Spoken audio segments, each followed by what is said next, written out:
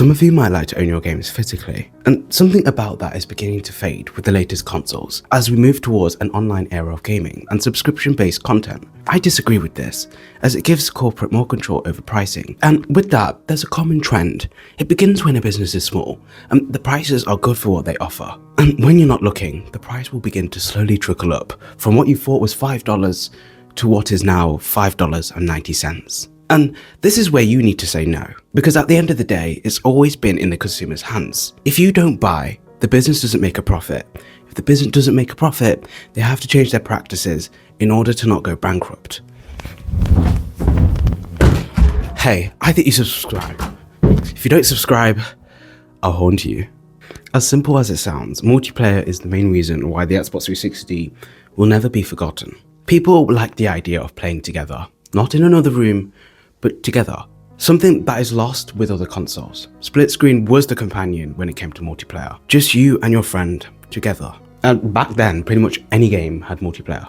You would know when you looked at the back of the case to see the number of players supported in the game. The main ones were Minecraft, Dance Central, and Sonic All-Stars Racing. Some of you may remember how comfortable the Xbox 360 controller was to hold, and its ergonomics still beat every other controller variant out there. If you have sweaty palms, then this may be an issue for you, as you have to deal with the controller feeling less secure within the hand compared to the Series S controller, due to its more grip texture at the bottom. Unlike modern controllers, like the Series S, the Xbox 360 makes use of its proprietary connector to charge and connect to the console. I think micro USB-C would have been a better option for the time.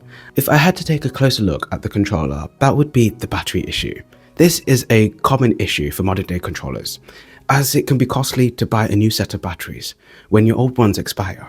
So I recommend a rechargeable battery pack that will last you for some time before you need to think about a replacement. Yes, lithium ions do degrade as well, but at a slower rate compared to traditional batteries, because they're two different things, and you can recharge them. Okay, fun fact. So if you lose the back of your controller, so it's hiding somewhere, it's down a crevice, we don't know where it is, okay?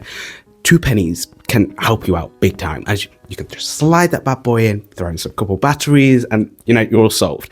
Okay, there's still the issue of batteries falling out, but a bit of sellotape can help with that. But that is a fact, and that's something I always used to use, especially when I was younger. You remember the game collection, right? To this day, I believe the Xbox 360 had the best exclusives catalogue known to man. Well, from my era anyways. The Xbox 360 has a large number of titles for you to pick from.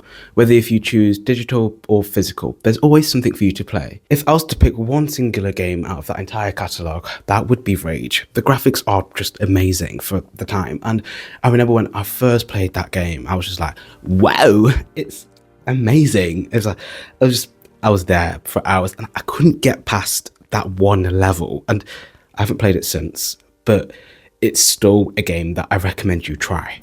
The best selling Kinect game for the Xbox 360 was Kinect Adventures, selling a whopping 24 million copies. But if I was to give you my honest opinion, Dance Central was the best game for Kinect at the time. If we're talking about tracking is pretty accurate, though it does depend where you place the Kinect. The Xbox 360 Kinect was also useful for another function, totally avoidant of its purpose. That was 3D scanning. It was capable of scanning a small item, and you would get pretty decent results from the thing. Even if it somewhat failed at its main purpose, it has a calling elsewhere. Another reason is media playback. Sometimes I still find myself using discs, whether that's DVDs or CDs. And CDs, especially if I'm playing Minecraft for a while, I'll burn some music to a CD and I'll rip it onto the console. This allows me to update my music library on the console, so I can still listen to the latest songs while still playing my favourite game. Or if you decided to use the console to watch old DVDs from back in the day, to take you back to the good old days when you would collect all the movies and watch them every morning with the TV volume on low. There was always something about the low volume of a TV early in the morning with a bowl of cereal that felt nostalgic. It was just the sound, especially if you was watching cable TV like Nickelodeon or Pop. There was always something evoked in me just from the low volume of the TV. The way I would introduce my child to the gaming category would be through this console. as it allows them to understand the nostalgia we felt as we played the console as kids. And in a way, it keeps the legacy of the Xbox 360 relevant, because at the end of the day, the console will be like all others, forgotten and lost in existence. That's a horrifying thought, as the Xbox 360 was such a large staplehood of many childhoods, including mine. And if you want to know why, that video will be there. I did that well. Slay. Whoa!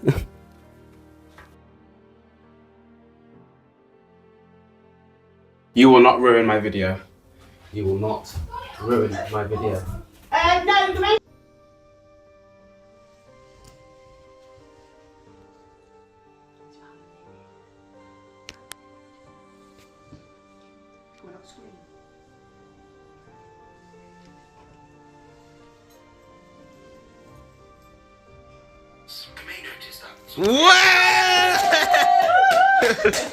Oh. That's a 3-digit. I'll get too excited, bro. Hey, Lorenzo, I'm going to go on with friends tonight. Thanks.